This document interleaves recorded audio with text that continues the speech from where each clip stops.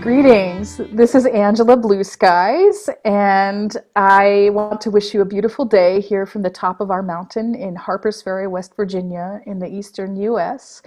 And it is a pleasure to be with you again today to share another amazing sister who is walking beautiful magic in this world.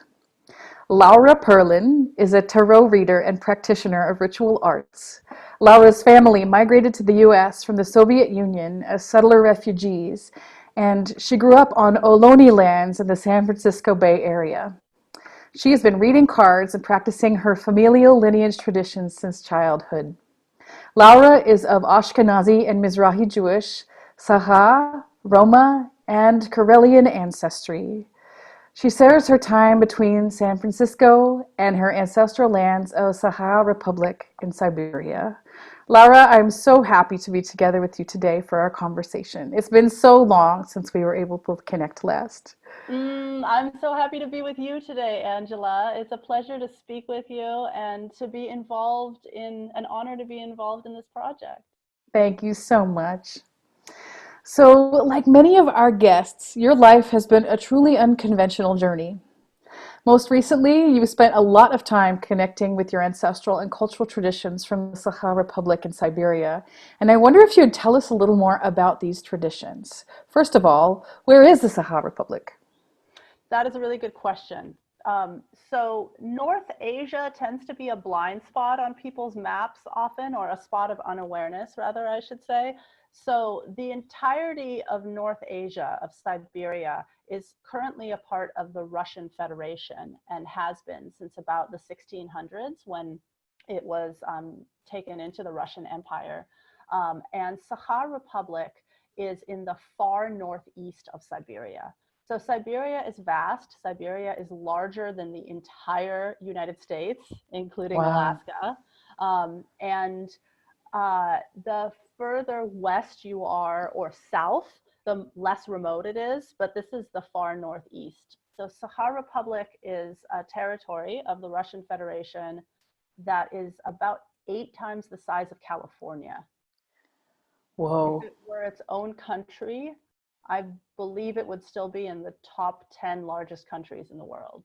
So it's Wow. pretty vast, but it's also remote. The population is just under 1 million in a territory that large. Wow. That's amazing. And it's a majority indigenous population. So it's a place that in many ways, indigenous cultures have remained intact because of the extreme remoteness. That's amazing. I've seen some of that influence also in the highlands in Peru, where so many of these, like my teachers are Q'ero from the Mm-hmm. highlands in the central Andes in Peru, Mm-hmm. and yeah, they didn't have contact with the outside world until maybe, I don't know, 50 or 75 years ago. So it's so beautiful that the remoteness allows their traditions to be preserved so well. Yeah, I connect with others about it. And those pockets, which are getting fewer on our planet, of humans who are living in traditional earth connected ways, I mean, so much resource and wisdom and goodness and much needed medicine is held there. So love and respect to those peoples in the Amazon, in the Andes, in Papua New Guinea, on remote islands that are part of the Philippines or part of Indonesia, in Siberia. Those are the places that I think of as still holding those ancient ways. Absolutely. What is your family connection there? So my mom grew up in Siberia, and my dad grew up is from Ukraine, and so both of my parents are from the former Soviet Union. So yeah, I have like many people, multi-ethnic, multiracial ancestry, predominantly Jewish and Saha, Siberian indigenous, but I also like to name the Roma and the Karelian ancestry because I want to honor and respect those ancestors as well, who also support me and give me life. Yeah. Beautiful. Yeah. What are the traditions that you're connecting with that have been the most meaningful to you in recent years, especially in connection with your Sahab ancestry? You know, the land, my ancestors called me to the land. I had never been, and it's really interesting because my family moved to the United States very, very close to the time of my birth. So I grew up in the US, um, and people would always ask me like, "Oh, do you go to Russia? How often do you go to Russia?" Especially after, the fall of the Soviet Union, when Russia became more accessible. Um, People would be like, "Oh, do you go every year? Do you go every couple of years?" And I hadn't been. I hadn't been a single time. I knew that I was waiting for the right moment. I didn't realize what that would be, but there was always something within me that was like, going for the first time is a big deal. I don't want to just go to Red Square in St. Petersburg along with like millions of tourists who have no roots, which I'm not putting those things down by all means. If you're watching this, go to Red Square and St. Petersburg, like worthwhile places for travel once travel becomes available. Um, but I knew that there was something of depth that awaited me. And so when my Saha ancestors were like, "You are ours in this life, you need to become Saha, you need to learn your language, you need to go to the land," you like, and they laid out this whole plan for me. I didn't know who was waiting for me over there. And I do have human teachers, um, but you know it's different. I mean, the people who I consider my mentors and my teachers, like, that's in English. When I tell them, "Oh, you're my mentor, you're my teacher," they're like, "No, I'm not your teacher. Like, the spirits are the teachers." That's the concept there. Having the support and guidance of elders and people that I can bring questions to, or discuss client work with, or as initiations unfold and my capacities unfold and there are new things that happen, it's useful to have someone human to turn to. But really, it's my ancestors, it's the spirits that I've met, it's the land that has been teaching me and guiding me. Yeah. Hmm. You know, most of my ancestry, both my European transplant ancestry and also my Native North American ancestry, is in the mountains of Appalachia in East Tennessee, Western North Carolina, Southwest Virginia, and a little bit beyond that. And I have that Such a same gorgeous part of the feeling. world. Hmm? Such a gorgeous part of the world. It is magnificently beautiful and magnificently conservative for the most part, Mm-hmm. which is why I left in the first place when I was 18. But when I drive in that direction now, there comes a point where I'm driving south from where I live and I cross an invisible threshold and I cry. Like Mm-hmm. tears just pour down my face. And my body has this desire to go and lay on the land. And most of the time, I don't get to do that. And only very rarely do I actually get to do that when I'm there. But it's a visceral, like completely counter to my intellect impulse. And so I understand where you're coming Yeah. from with that. Yeah, it's when I get off the plane and I smell the air, it's this euphoric emotional moment of um, home. And, it's culturally, people come and greet you differently there. So whereas in the US, it's like, "Nah, I'm a big girl, I'm independent. I can take my own taxi from the airport." There often a group of my community will come to meet me. And what's really beautiful is that the standard cultural practice is this: we pull out of the airport area, and once we're off this little area that's paved and you can touch the body of the earth, Mm. go right into ritual space. It's like, that's what's standard. I like put, my body in the earth and make my offerings and let her know that I've come. Um, yeah, it's it's beautiful. I miss it. I miss it. It's that time of year where before the shelter in place and the coronavirus pandemic, I had planned to go in late May. And so now that it's mid-May, I'm just aware of those plans, the ghost of those plans, the specter of those plans looming. So we'll see what happens. Yeah, See what happens in terms of going there this year. I still would like to if I can. that's beautiful. I hope you can. I think I'm hopeful, actually. I'm quite hopeful. Yeah. Yeah. So, growing up, did you have contact with this cultural tradition in your home life? I would say very much yes, and also very much no. You know, for some context, you know, it was the Cold War when my family came. And so there was a lot of um, suspicion or anti-Russian, anti-Soviet sentiment.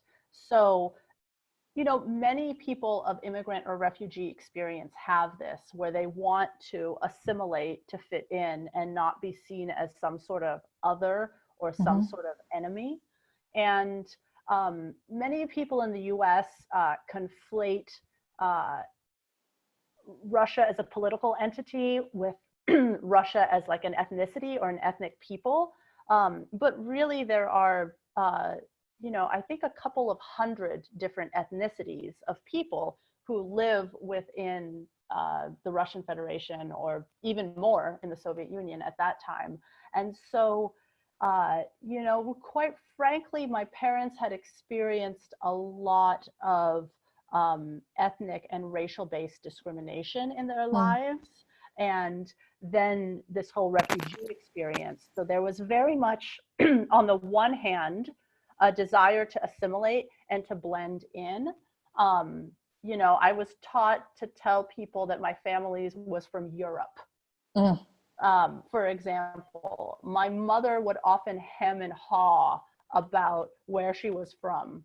Um, it was a thing that we were trying to keep hidden. And so there was, on the one hand, a lot of confusion about it because, kids at school would say, like, "Are you Christian?" And I wouldn't know. And I would go home and I would ask, or they would say, like, "Oh, are you Jewish?" And, there were things like, I was told, never tell anyone you're Jewish, never tell Mm. anyone you have Siberian heritage. But at the same time, it's like, it's obvious that my family is from somewhere else. Like, hello, like, we don't speak English that well, it's not, it's, so it was this sort of hiding in plain sight sort of thing. And with the spiritual practices, yeah, it was also both ways. It's like, I can remember being a very little girl and my mother teaching me what in English we would call protective magic. Um, she taught me how to do divination, how to do readings with cards, with playing cards, when I was 7 or 8 years old. So that's been a practice I've been carrying ever since then. Mm. Um, I had experiences of what you would call nature mysticism, magic, and divination and spirit contact that I grew up with, that were absolutely a part of what came down to me from my mother. And she would talk about it openly, but then also sometimes it was like, no, that never happened. So Huh. even my own ancestry was very mysterious. um, you know uh, like, sometimes she would say, like, "Oh, well, that's this Siberian ancestry." And then later I'd say, "What Siberian ancestry?" And she'd say, "I don't know anything about any Siberian ancestry. I'm French." So Wow. there was a lot of both uh, deep connection. I mean, you can't grow up in a family that has just come and not have deep connection. It's like the food, the language, the songs, the culture. I mean, everything about the family I grew up in was very obviously foreign, um, including, spiritual practice. And there was also this big wall up where, in this paradoxical way, because I was both hyper connected to the fact that I was other and then also blocked off from knowing it. And since I didn't have contact with family members outside of that one household that had come as refugees, there wasn't really anywhere to turn to. Yeah. Wow. Yeah. And did your mother live in the lands that you now travel to? So you know, she she grew up in the East. She is still so deeply private about her past before coming to the United States that I want to be respectful of her privacy. It's like I Hmm. like to talk this like uh, I like to walk this line about like I can share my own truth and that's liberating, and sometimes that's going to overlap with other people's. Like, how Hmm. can I talk about my own life without mentioning my parents? Oh, That would be sure. kind of weird. But I also know she's super private. But let's just say she was born in Siberia, she grew up in Siberia, and then she moved to Moscow as a young adult, like Hmm. around 17 or 18, and then lived in Moscow for like 5-ish years before defecting from the Soviet Union.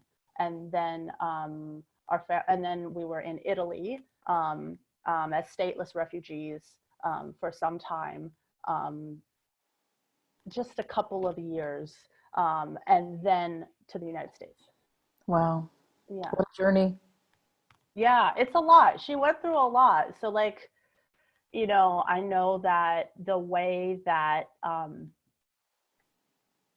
Soviet trauma, Stalinist trauma, like ethnic based trauma, wounded her family.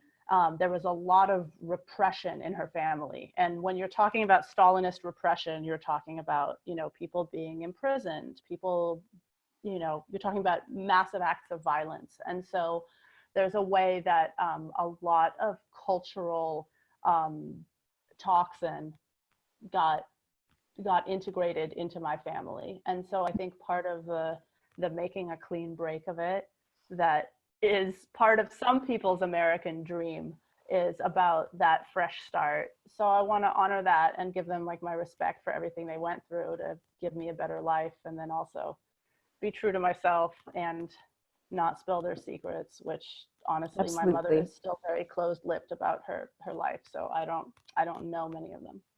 Mm. I Yeah. totally honor that. Thank you. And so, in your own life, having this kind of mixed response between what is true about your family heritage and your cultural heritage one day, and then the next day it being back undercover, what impact do you feel like that had on you? I was such an outsider from childhood in a very uncomfortable way. Um, there were, so I think it increased that sense, right, of both being taught practices and it explicitly named that this was witchery, that this was sorcery, and then later being told like, oh, those things have gotten our family into trouble, don't be open about those things. It was very it's that, what is that expression, it's like if I tell you don't think of an elephant, you've thought of an elephant. So I would be told things like, in America we're white, tell everyone that we're white. And it's already within that there's this like, it already sounds suspicious, right? Hmm. Like, it's like, okay, if then it sounds like that isn't true, but then like, what are we, so yeah, so there is just a lot of complexity. I was very much like a weird, bookish outsider. I was very socially awkward. Obviously, language skills were an issue. Um, Incredibly shy. Uh, not acculturated into American culture. I mean, painfully shy and withdrawn. And then I made this decision around exactly at age 13 to become like the other type of weirdo, the type of weirdo who's like charismatic and doesn't care what people think and is like this larger than life fabulous weirdo. So I made this decision to transform into that, and I'm still doing that. That's definitely my experience of you, and I love it. Thank you. So, as you have been reconnecting with the traditions of your Sahab culture in your life and work, what impact has that had on you personally? I mean, my whole life changed. I, Mm. I I thought I had already arrived, Angela, at what I was doing. Like, I had studied as an herbalist, as a massage therapist. I had done a 3-year program as an Ayurvedic practitioner. I had collaborated with other people to create this brick and mortar healing arts and event space that was run as a collective and rooted in queer and outsider community in San Francisco. So I was like, this is already the weird thing that I'm doing with my life. So um, when my ancestors claimed me and were like, you're centering Sahab practices in your life, it was just a total upheaval. I mean, it was a series of initiations that continues to be ongoing that I'm still processing. So everything from doing my own healing work, my own trauma resolution work, my own ancestral healing and past life healing work, um, to the relationship shift that happens when you change as a person, which can be incredibly painful, to my practice just totally changing, my spiritual practice changing, as well as like my work practice, with the healing arts and ritual arts, my life changing, economically, and the adaptation to live between two places is quite significant. And then there's a whole other world. I inhabit several worlds. Like the Saha world is different from the San Francisco world, and mainstream America is different from my own corner of the America that I live in. And then the spirit worlds that I'm in, you know, often engaged with quite constantly or near that is also another world. So there's, it's a major upheaval. I mean, I feel that it's a stepping into my destiny and purpose, so it feels good. And yeah, it's still unfolding. So maybe ask me after I'm dead and I'll be able to tell you. I love that Back answer. to that in 100 years. I love it. So whoever watches this video in 100 years, make sure to find the answer to this. Contact Laura as her ancestor self at that Yes, point. yes. Close your eyes and look for this hair. I love it. Um, I I'm not sure that I know uh, at what point you traveled to Sahar, or at what point your ancestors started to call you. I know we've had lots of conversations about that Oh, in the yeah. past. No, it was not that long ago. It was within the last 5 years. Hmm. Yeah, yeah, yeah. And how did your ancestors first start to come to you at that point?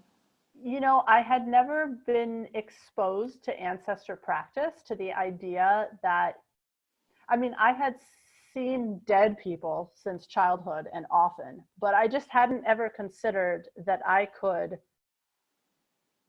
have a relationship with my own blood ancestors that could be healing and transformative for this larger collective body that both the living and the dead are part of on the bloodline. So even though I had like spirit helpers and stuff like that, I was, it was literally my first foray into trying They were like, we've been waiting for you for so long. Mm. And they were really explicit immediately. Um, I didn't even know the name Saha, or Saha Republic is also called Yakutia. That's sort of the exonym. We call ourselves Saha people, but a lot of it's similar to what you see in a lot of indigenous cultures, that like the name that people call themselves is for complicated reasons of empire and colonialism, not the name that other people call you. So Totally. if you've ever heard of Yakutia or Yakut people, those are Saha people. Hmm.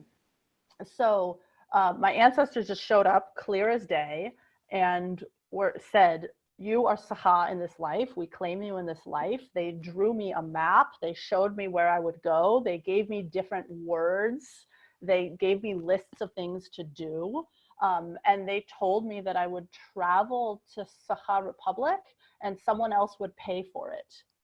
Um, Along with this other just very clear list. And so the experience was really impactful.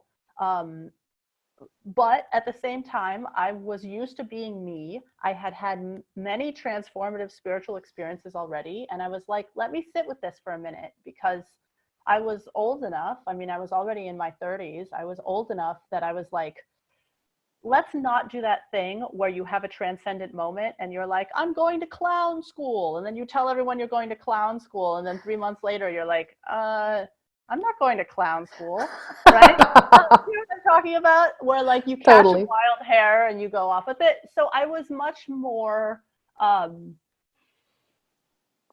took it very seriously, and I also held it close in and was like, what's going to happen with this? But the ancestral contact kept growing, kept deepening. I was doing more healing work with the lineages. I was reading books. My spiritual practice changed. And so after about a year, I was like, yeah, let's make this happen.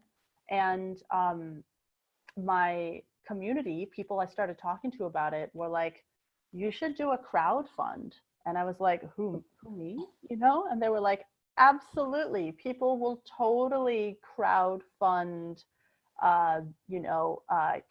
like a community serving, like activisty healer person with indigenous roots to go back to their ancestral homeland. People will totally do it. So I did this crowd fund and it was successful. I mean, and I went with no plans at all. Huh. Angela, I went totally like into the unknown of like, I'm going to get off this plane in the one of the most remote parts of the world, bless you, and I don't even know what's going to happen. You know, I had talked to my parents about it, and there was just a lot of fear. They were really like, it's terrifying, you know? It's like, if you're from the worst place in the world and you've spent your whole life getting as far away from there as you can, and then all of a sudden your child is trying to go back there, like, you know, my father kept telling me, like, you don't understand, like, you don't understand, like, how, you know, like, if, you know, my, like, they were like, don't go there. And if you do go there, don't tell anyone that you're Indigenous. Don't tell anyone that you're Jewish. Don't tell anyone that you're Sahab. Don't tell anyone that you speak Russian. Don't tell anyone that you're American. Just don't go there. You know, Oh. there was such terror, my father was saying like, oh, like, there's a place of remoteness and lawlessness in their lived experience, which is super valid, right? A Yeah. place of remoteness and lawlessness, and a place where um, our my ancestors had been imprisoned, where my ancestors had been oppressed and repressed and killed for practicing the old ways. And so, my father was like, it was like, try not to get murdered, was like, this trip will be successful if you don't get murdered, that was the feedback that I was getting. So it was yeah, it was with a lot of excitement. I mean, my sense of knowing that I had to go was really clear, obviously, if I went. Yeah. Um, Clearly. but I also didn't know what I was going into. Yeah. Wow. Yeah. And so when you arrived there, did you have the intention of reconnecting with known family, or did you just kind of show up and see what happened? So there has been some severing of ties with known family, or some, my mother didn't want me to go, so she didn't want to share information with me, Hmm. right? Yeah. So she hasn't to this day. Um, so what I did is, so there's one city in Sahab Republic, the city of Yakutsk. It's in the center of Sahab Republic, and there's a university there, and the university has a summer program for people who are doing like Arctic Indigenous studies. So I applied to that, and I was like, this will be perfect. I'll live in the dorms, I'll study Sahab language in the mornings, I'll go to different classes in the afternoons. They'll take me on, uh, you know, lectures and adventures on the weekends, and I'll stay a week extra beyond the length of the program so that I can follow up on ties with any traditional healers that I happen to meet, because I knew that these people might not be easy to find. Yeah. Well, I didn't get accepted into the program, which I hadn't even considered. I was like, how many people want to do this, right? I just thought if I was like, yes, I want to do this and I have the money to pay for it, that I crowdfunded, that they would take me. But I think because I wasn't, I mean, I'm just guessing here, because I wasn't an academic, right? I wasn't in grad school. They didn't take me. So I was like, uh, uh, uh, uh, I have this plane ticket and I have no sense of what I'm going to do. So I started hustling through all the academic journals on Indigenous religion, on anthropology, ethnography, folklore, to find people who had been to Sahara Republic and studied it as academics. And then I started reaching out to them, writing people in all the different languages that I knew, like being like, do you know someone I could connect to? Do you know shamans, traditional healers, herbalists, folk healers? Um, and one person responded affirmatively and was like, yes, I know this woman who is the editor of a magazine on spirituality. And so I had texted with this woman, and she was like, yeah, I'll meet you. I'll meet up with you. I'll be happy to do that. So I was like, cool. Hopefully this woman will have lunch with me at least twice or something, maybe point me in the right direction. And then um, I'd gone on Airbnb to be like, maybe there's a place I could stay on Airbnb in the city of Yakutsk. And there were two places. Um, One of them had cats, and I'm allergic to cats. So I wrote to the other person, and I was just like, it's a woman. She claims to have 3 kids. Hopefully, she won't murder me. Um, and so that is all the structure I had. I had an Airbnb booked for the first week, and I had this contact with this magazine. And so I got off the plane, and the woman from the Airbnb was there to meet me. And I saw her, and I was just like, oh, this person is lovely. This person's going to be my good friend. And I just felt it right away. And it's Mm. totally true. She's my close friend. She was just texting me yesterday. Like, I'm like an auntie in that family. Mm. I, stay with her often. Um, After I stayed with her, she was like, next time, just come back as our guest. You don't have to pay us. Like it was that sort of energy with her. And then, so she picked me up with her husband. And I went to their home, and we had lunch, and I showered and texted this other woman to be like, hey, I'm here. And she was like, oh, what's your address? And she was like, oh, I'm like a block away. I'll come Oh by my now. gosh, So I amazing. was like, great, this editor woman is going to come by now. So she came by, and I came downstairs to meet her, and I saw her, and I was like, oh, this is family. Um, like I knew. And as it turns out, Marina Platonova is her name. Marina, she's actually not involved anymore, but she founded and edited this magazine on spirituality. She knows everyone. The person who knows everyone is her. Like, there's who she is connected to everybody. And so when I talked to her about what I was interested in, she was like, okay, and just was like, great. And she made this contact calendar for me where every day I connected with like a different shaman or traditional healer. And like a lot of these people are secretive, but it's just like, I was so taken care of, Angela. Like, Mm. I was hoping over that first summer to at least find a thread that would give me something to follow the next summer. And instead, like, I met my mentor within 24 hours of being there. I had so many experiences of synchronicity, of the spirits watching out for me, of being taken care of. I mean, so it was like, it was home right away. It was this sense of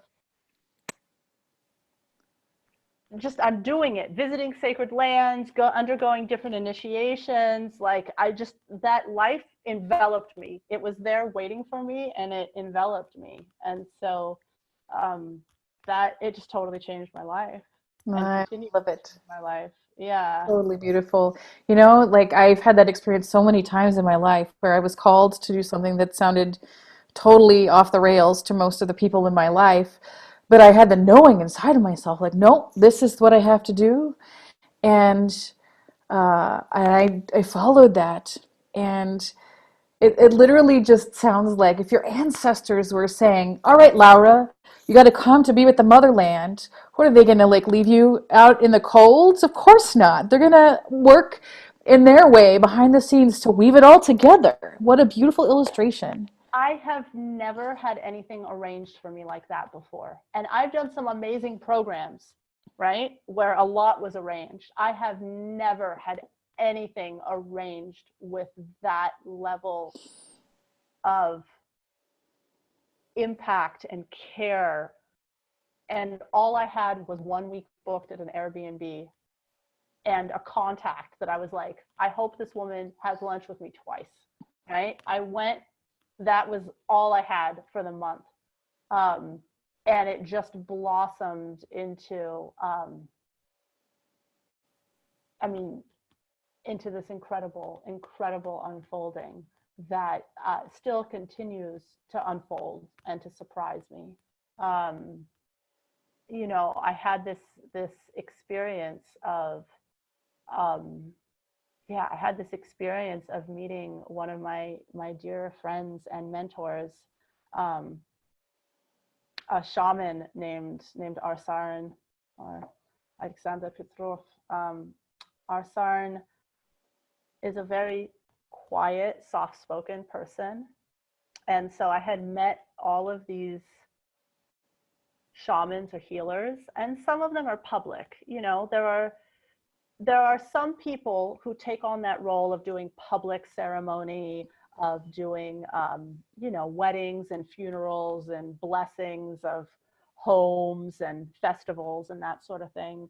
And our Saran is very quiet and unassuming and doesn't speak much. Um, and I just like, when I met him, I was like, that it was a recognition on the spirit level that we both shared with each other. Mm. And so, after a few days after that, I had been in Sahab Republic for maybe a week at this point. And Marina was like, okay, you've been here for a week. You've been in the city meeting people for a week. And everyone comes through the city because it's like the center, one city in a place that's 8 times the size of California. And the city is also centrally located. And there's not a road structure. In fact, we got a railroad for the first time last year. So there Mm. wasn't a railroad when I was there either. But people come through the city, right? Some people come through regularly. Some people come through extremely rarely. So Marina was like, okay, that's enough time in the city. Go and stay with someone. Like, go and spend some time out in the village, out in the countryside with one of the people with whom you've resonated. Out of all of these herbalists and healers and shamans, is there someone with whom you've resonated? And I was like, yeah, there is. And she kept asking me, was it this person, was it that person? And I was like, no, it was our Sarn, who had never identified himself as a shaman and had barely spoken, even though we had spent, many hours in each other's company. And she just totally laughed, and was like, great, and sent me off to go be with him and his family on this sacred land that they tend. And yeah, it was just experiences like that left and right. Yeah. That's just so beautiful. I love Yeah. it. For me, Peru has been that kind of magic. Mm-hmm. Um, Although different because I have no ancestry there. I have Sure. no Latin American ancestry of any kind to my knowledge, Mm-hmm. um, but the same kind of magic has happened in my life, and I know Yeah.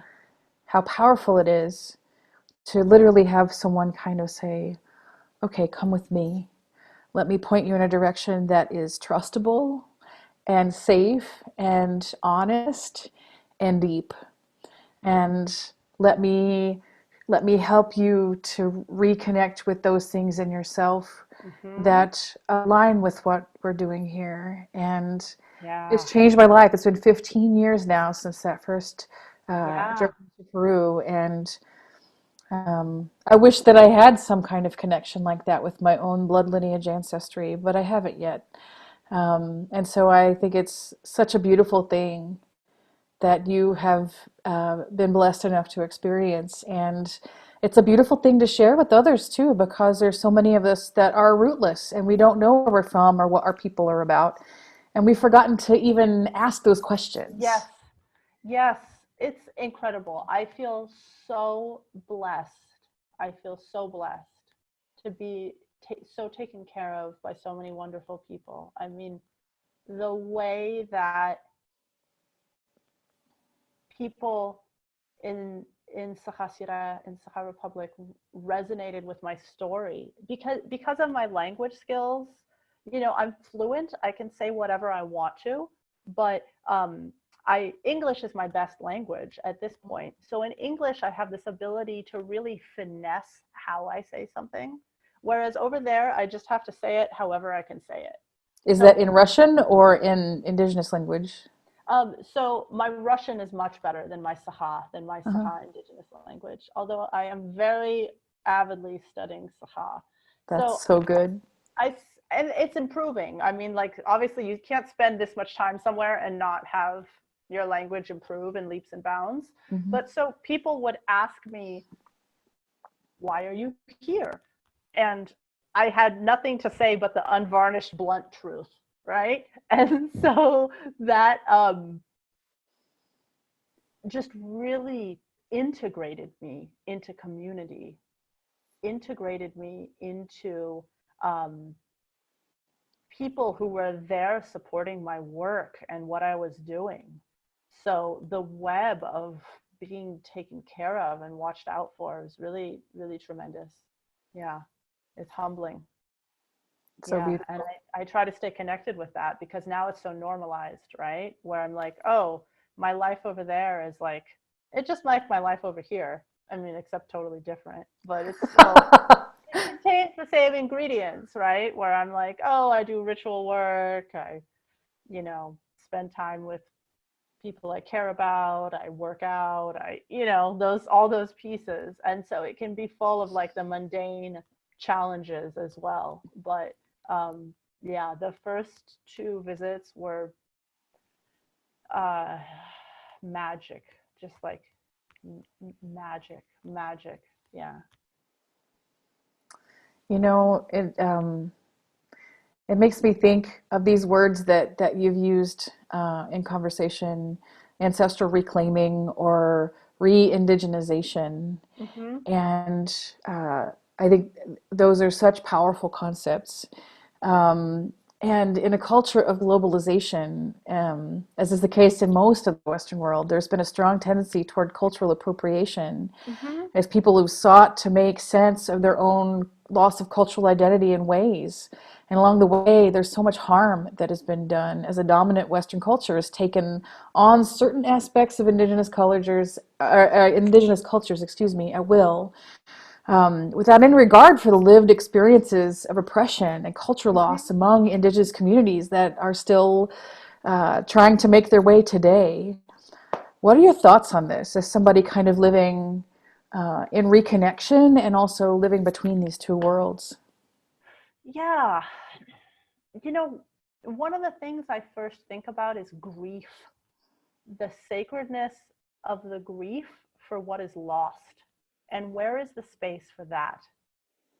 Because so many people have gone through cultural loss and disengagement with their own ancestral indigenous ways. And I'm talking about everyone, right? Because even if your ancestors are all from, what is France today, like they were indigenous also a couple thousand years ago. Mm-hmm. And so when we look at the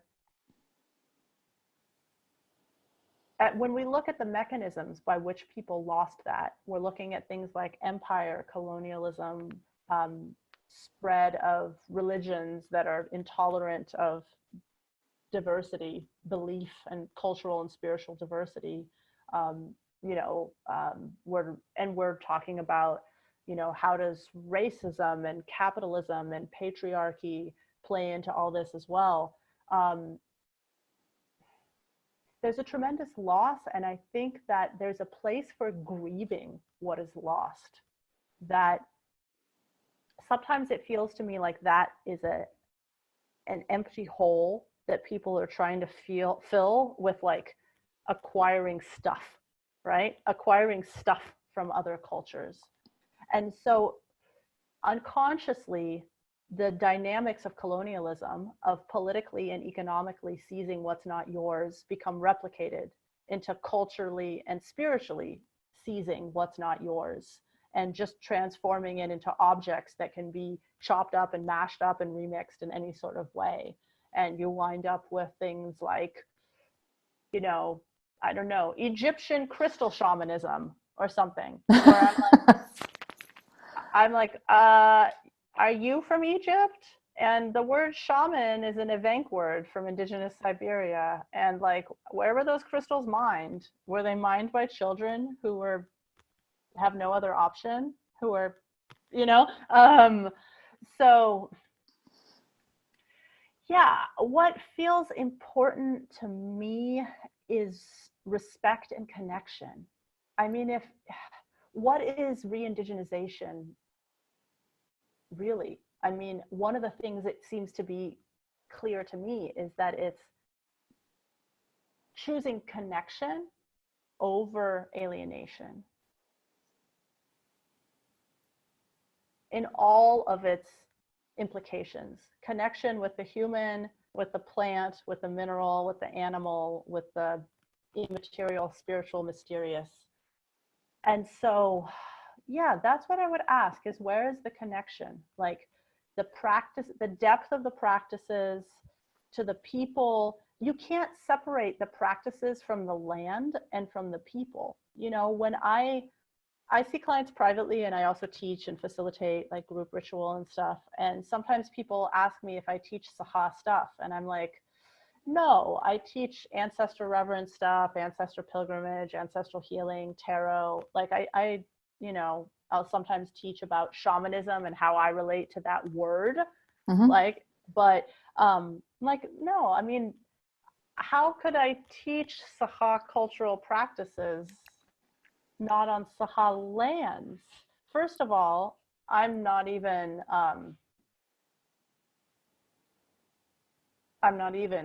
qualified, honestly. I am still emergent within those practices. My capacity to practice traditional Sahab ways is limited by my Sahab language skills. Mm-hmm. So it's like, what would it even, and so that's one of the reasons that I'm learning Sahab is so that I can call the spirits and talk to them in Sahab. They want to be spoken to in Sahab. So like, if you're not on that land and you're not speaking the language is a sound form that's an expression of what it's a sound form expression equivalent of what is being called forth. So you can't actually translate it and translate that aspect of it. So if you're not involved with the community of the people and you haven't been claimed and you're not involved in the struggles and challenges and life and joys of the people, then it's like, it makes no sense. It comes from like a wrong, the very paradigmatic frame of how you engage it is already like something is askew here. You know, I could read 100 books on traditional Egyptian religion. That doesn't make me any sort of inhabitant of that religion. It is fascinating, you know, and worthwhile, but there's something different there. Yeah. Thank you. And so now your work is anchored in animist ritual arts within an anti-oppression framework, which is Mm-hmm. amazing and so necessary. So much of the metaphysical and personal growth movement has been rooted in transcendence and spiritual bypass, Yeah. seeking to simply look away from these things. And in your approach, you go right into the heart of that, digging into the Yeah. intersections between personal and cultural healing. Can you tell us more about how you approach that? Yeah.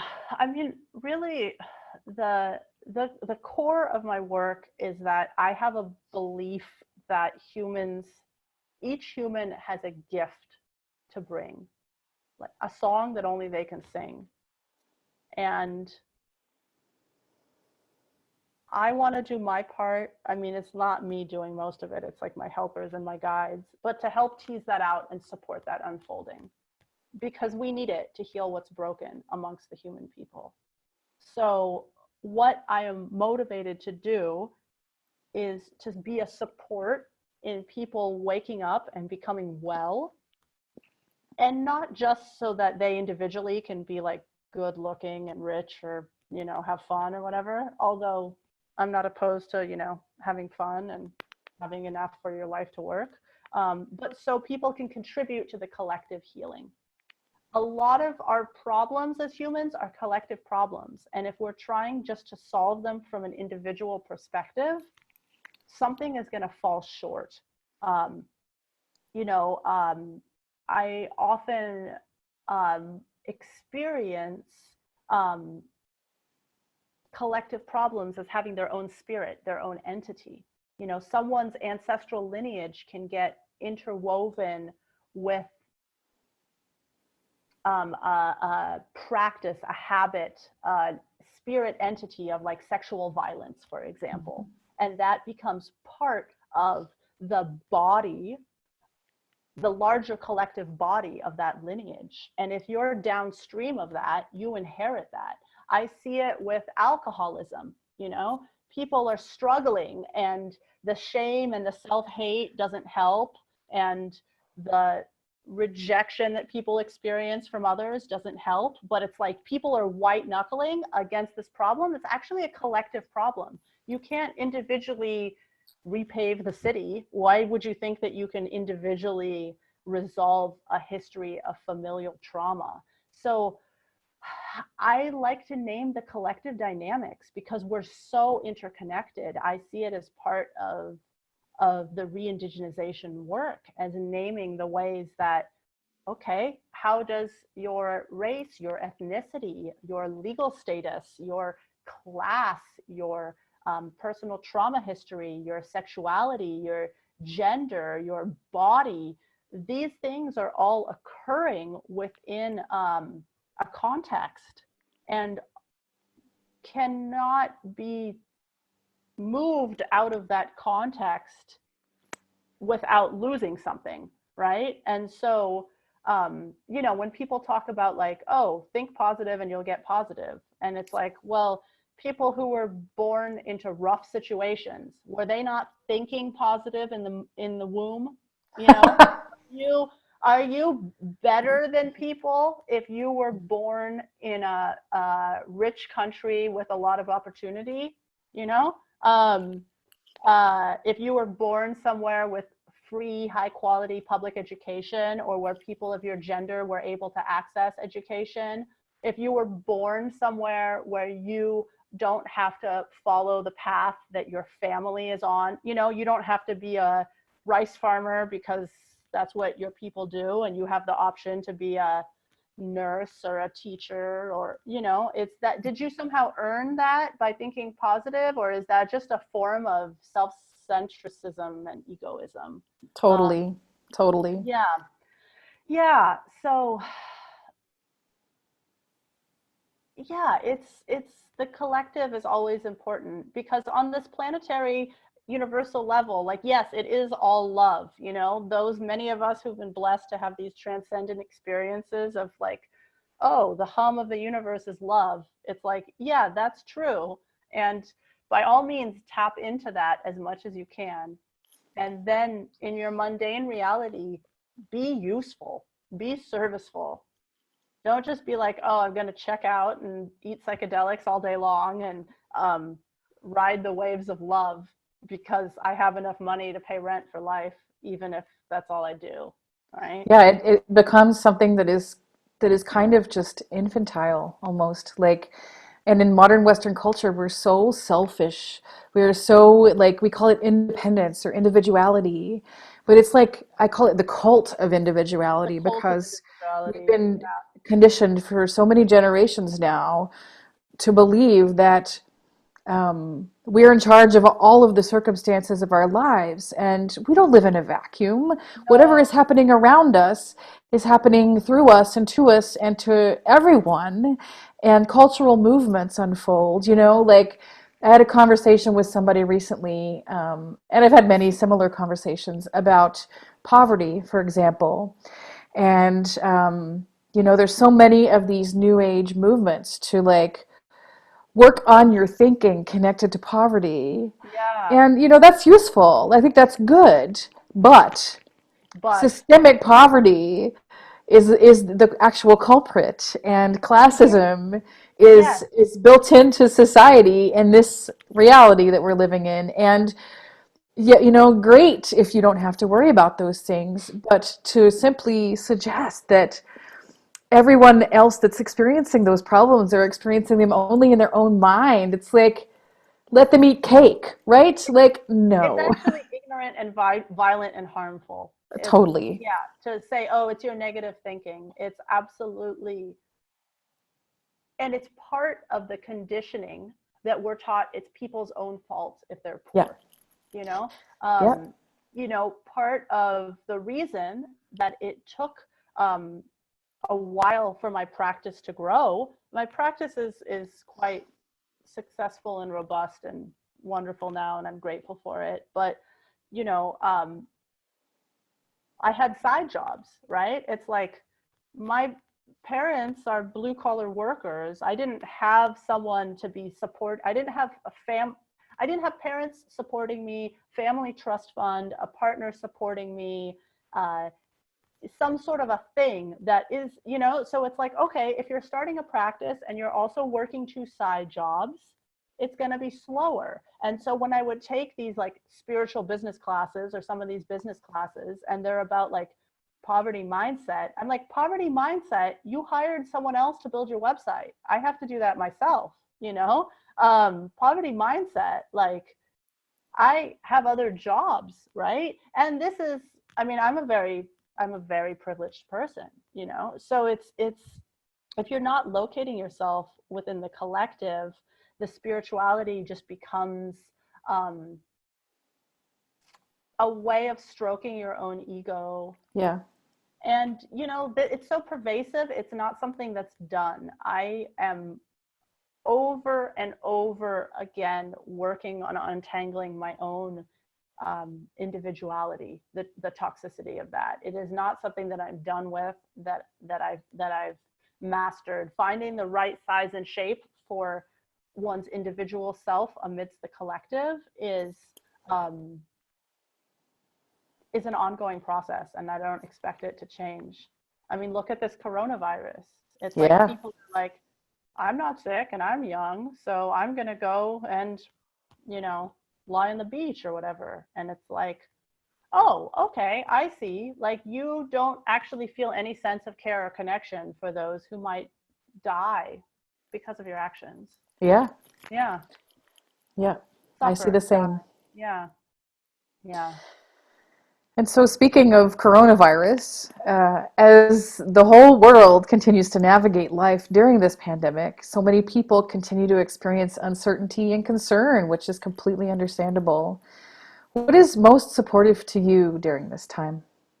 Oh gosh, I am so taken care of right now. My work has been wonderful.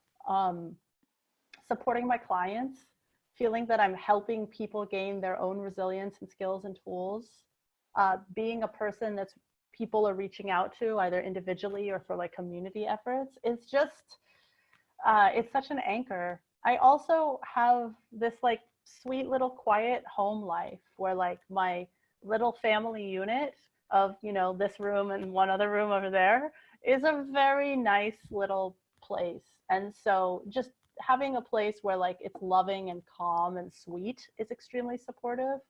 Um, my creative practices and my spiritual practice, taking walks, I mean, and being in nature a little bit. I live in the city, so there. I can go to parks on foot. Um, but yeah, I don't have a strong tendency to freak out when things get hard. I'm just kind of rolling with it. I'm like, okay, it's like this, dispreferable, but I'm going with it. Yeah. Just surrendering to what is instead of Hmm. trying to be in control of it. Yeah. Yeah. It's like I can't control external circumstances, but I can do practices to make my own mind be my friend. So, Well said. yeah, yeah, So, as we come to the close of our conversation for today, would you be willing to choose a tarot or other card to offer our listeners guidance about the path ahead? yeah. I've had one card that came out already, and I'm pulling two more right now. So, let's see, what do we have here? We have the Seven of Swords. This Hmm. is the Wild Unknown deck by Kim Krantz. We have the High Priestess, and we have the Three of Cups. Uh, I see this pretty clearly. I mean, do your practices of connecting to what's wider than you. If you can locate your wider self in a place where this individual life is not the be all end all, it's like keep widening that perspective. Just the same way that a bad day, sometimes I can zoom out and be like, oh, am I going to be upset about this in a year? No. Well, then let's not be upset about it now. Right. So, um, yeah, the practices of however they are for you, of connecting into the mystery helps to widen the perspective in a way that um, increases resilience and allows you to roll with it a little bit more. Also, community. Like, this is a time for us to work on our relationships and, like, all compassion for those who are quarantining in abusive situations who can't do anything about it. Like, I'm not even trying to blame you or say that your situation isn't there, but this is a time for that we're realizing who our people are, right? Who are the close people that you can count on, and so it's a time to root into that. And it's also a time for humility, for the vastness of what we don't know. Where is the balance between being confident in what you do have so that you could bring it to service, but also recognizing that, like, in the pie chart of human knowledge, or beyond human knowledge, it's so small what you know that it is can barely even be seen, right? So, like, offering this space for humility of we don't know how long this virus is going to be around. We don't know if you can get reinfected. We don't know if it's going to get more virulent. We don't know if life is going to ever go back to the way it was. We don't know. Like, how can we be resourced in that not knowing? Yeah. Hmm. Such a scary question, I think, for a lot of people, but also one of those things where if we can come to see what is without reacting to it, but to follow what you were suggesting, to open ourselves with a little bit more expansiveness, a little bit more willingness to see what is in front of us, honestly, without an agenda. Like that is a place, I believe, from which great creativity and great care can be generated. And that can transform our society in a really beautiful way. Yeah, I mean, I'm thinking about like Maslow's hierarchy of needs. People who don't have food and shelter and safety, they need food and shelter and safety. I am blessed to have that right now. And so, in a way, it's giving focus, right? Where I'm like, okay, what can I do? I can do my work. I can do my creative practices. I can go on walks. Guess I'll do that, you know? Whether or not that is good enough or okay enough is up to me, actually. Hmm. Would I like to go to the beach? Yes. Is that available right now? No. Yeah. Well, my beautiful sister, I want to thank you so much for taking this time out of your day to have this conversation with us and to share your wisdom and insight and experience in ways that will inevitably inspire our listeners, as they have certainly inspired me today. Oh. And I just thank you so much for the beauty that you carry in this world. Oh, thank you so much for having me, Angela. It's always a pleasure to be with you. And yeah, I am reaching out my tendrils to those who are listening and offering just the intention that you be well and that you take from this whatever is nourishing and helpful for you. If you are curious to learn more about Laura's work and her path, her website will be listed at the very end of this video, and you'll be able to follow more of what she's doing there. Thank you so much for joining us today. Thank you.